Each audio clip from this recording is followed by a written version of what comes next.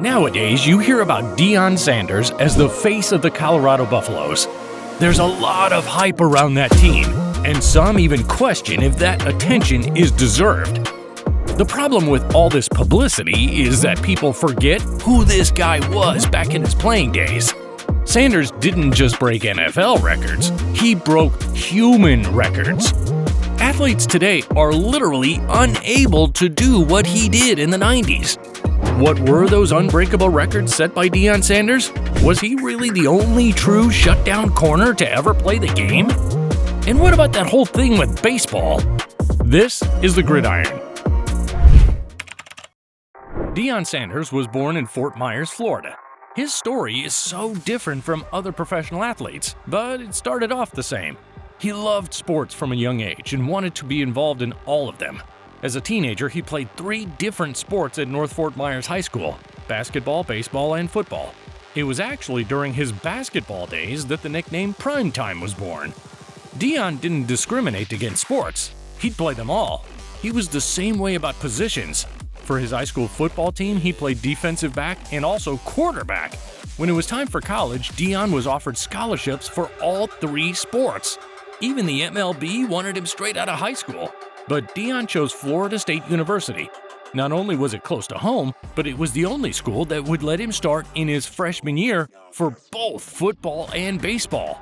In college, Deion was a great defensive back, but he had an even greater talent: returning punts. Sanders excelled at both football and baseball, and even took up track in the spring.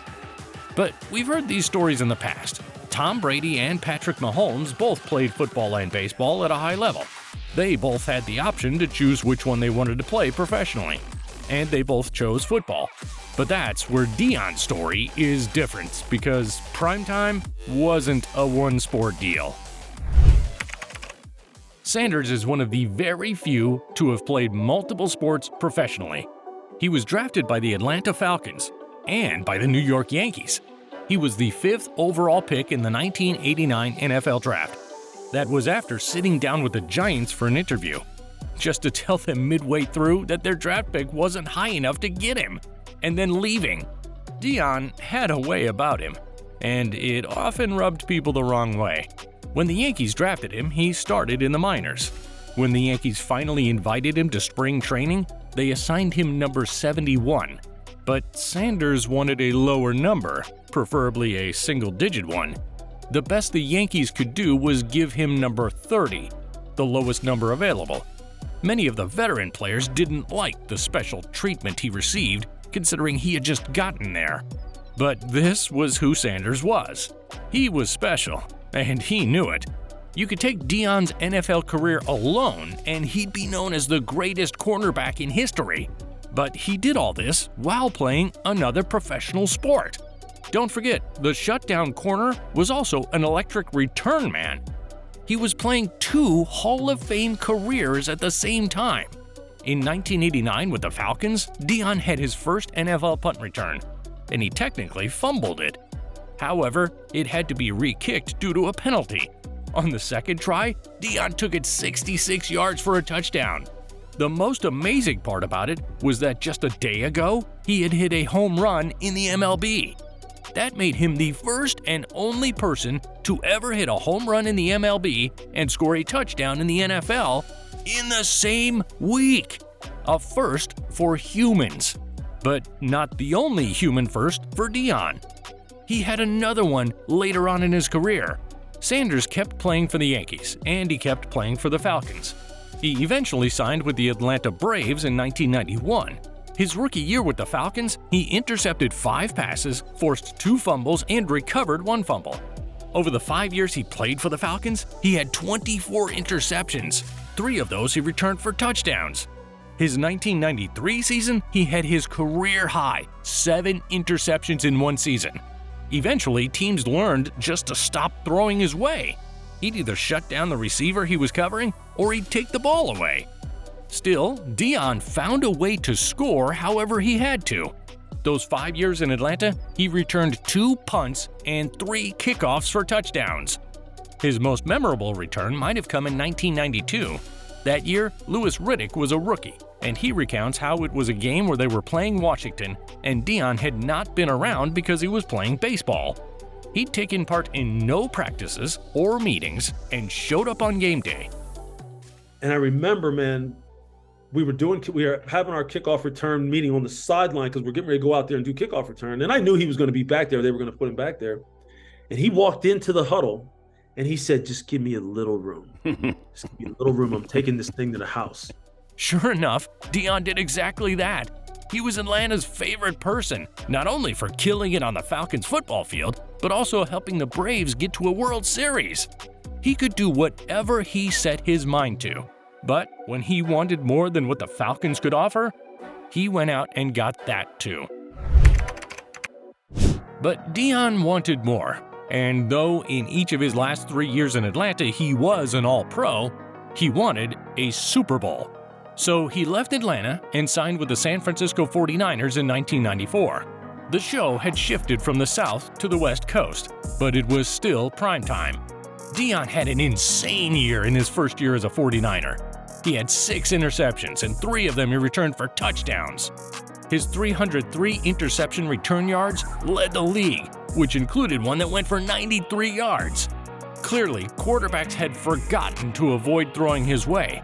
Sanders was also the Defensive Player of the Year in '94. His play was key to the team's success. They won the NFC West and secured a first-round bye. After crushing the Bears, they played the Cowboys in the NFC Championship, the team that had just won the last 2 Super Bowls, and beat them 38-28. They faced the Chargers in the Super Bowl, and in true primetime fashion, Deion made a mark on that game, intercepting a pass in the end zone in the fourth quarter and helping the Niners win that Super Bowl. This was all in 1 year with the Niners. It was going so well. Deion was going to stay there a while, right? No. Apparently, the 49ers were not willing to pay Deion's high asking price, and instead, he went on to the Dallas Cowboys. The Cowboys were already a dynasty in the 90s, and Sanders took that defensive secondary to another level. In Deion's first year with the boys, they won the Super Bowl. Over the next 5 years with Dallas, Deion had 14 interceptions, 2 going for touchdowns, a fumble recovery for a touchdown, and in the '96 season, he even had a receiving touchdown. His time in Dallas was impeccable. Troy Aikman described him as the only true shutdown corner. That means a lot coming from the guy who, in the '96 season, also threw him that receiving touchdown, along with 36 total completions for 475 yards. Deion didn't discriminate sport or position. He did it all. After the 1999 season with the Cowboys, Deion left for their division rival Washington. In the 2000 season, he added another 4 interceptions to his ever-growing collection, and then retired. He retired from baseball, too. He had already done the impossible, but he hadn't yet done the even more impossible. After having missed 3 seasons, Deion returned to the NFL. At the age of 37, wearing number 37, he joined the Baltimore Ravens to prove he could still do it. But was he right? In his 2 years with Baltimore, he had 5 more interceptions, one of which went 87 yards for a touchdown. Teams had to relearn not to throw it his way even in his older age.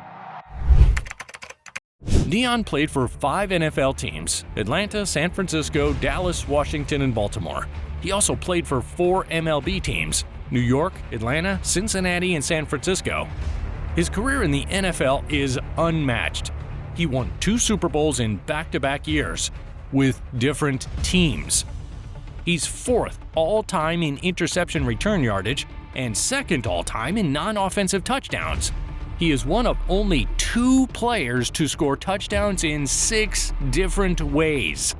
He intercepted 53 passes in his career, which is 25th all-time. 9 of those 53 were returned for touchdowns, and 5 were returned for more than 70 yards. He was electric with the ball in his hands. He set an NFL record with 19 return touchdowns. Now, that record was broken by Devin Hester, so maybe some people find Hester to be a better return man. But how was Hester at his main position as a receiver? Nowhere near as dominant as Deion at corner. Maybe you can make a flimsy case for another cornerback to be better than Deion. Even if it were true, was there another shutdown corner that was half as good a return man as Deion? Even if you found a great cornerback who was also a top return man, then tell us, how were they at baseball? Nowhere near Deion Sanders. People who are lucky enough dedicate their whole lives to play a professional sport. Much less can be consistently great in their league.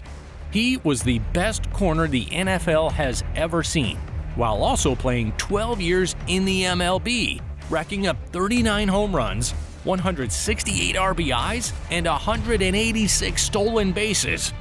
Deion Sanders is the only person to ever play in both a Super Bowl and a World Series. You'll never see someone do that again.